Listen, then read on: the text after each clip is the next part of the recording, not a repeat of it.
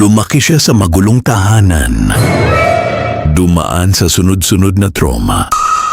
At kalaunan ay nasangkot sa isang kaso na nagbago sa kasaysayan ng Australia. Siya ang huling babaeng nahatulan ng death penalty sa bansa. Noong 1984, isang kaso sa Western Australia ang naging sentro ng matinding atensyon ng publiko. Isang babae ang nahatulan ng death penalty matapos mapatunayang responsable sa pagkamatay ng kanyang de facto partner. Ang kanyang pangalan ay Brenda Hodge, ngunit bago pa man siya naging bahagi ng isa sa pinaka-kontrobersyal na legal cases sa Australia. Mahaba na ang kanyang pinagdaanan. Ipinanganak siya noong 1951 sa Victoria.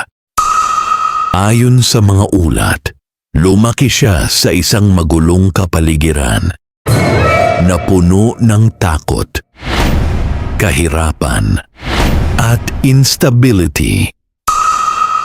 Madalas umano siyang makaranas ng pananakit habang bata pa lamang. Habang lumalaki, palipat-lipat siya ng tirahan, reformatories, at institutions sa pagdaan ng mga taon. Sinubukan niyang magsimulang muli sa iba't ibang lugar sa Australia. Nagtrabaho siya sa iba't ibang hanapbuhay at kalaunan ay napadpad sa Western Australia. Doon niya nakilala si Peter Rafferty, isang police officer. Ngunit ayon sa mga ulat, naging komplikado at puno ng tensyon ang kanilang relasyon. Madalas umano silang mag-away at parehong dumaranas ng personal struggles.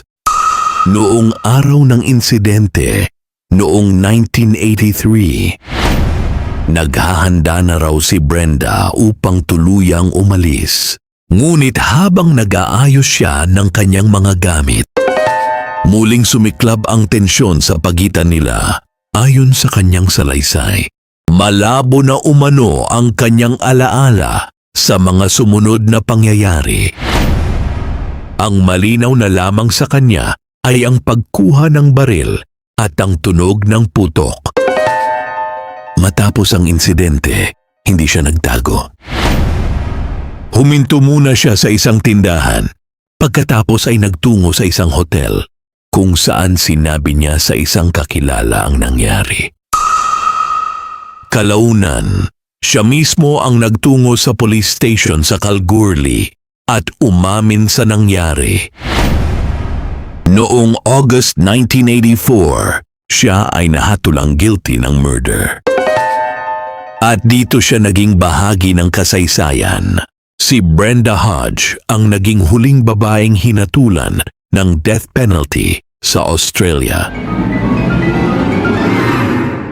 Ngunit kalaunan, ang kanyang sentensya ay binago bilang life imprisonment. Habang nakakulong, nagsimula siyang mag-aral at kumuha ng iba't ibang courses. Natuto siyang mag-type, magluto, at nagkaroon ng interes sa literature at education. Sa pagdaan ng panahon, naging model prisoner siya ayon sa ilang ulat. Noong 1995, matapos ang maraming taon sa kulungan, siya ay nabigyan ng parol. At ilang taon matapos makalaya, muli niyang natagpuan ang ilang miyembro ng kanyang pamilya na noon lamang niya nakilala.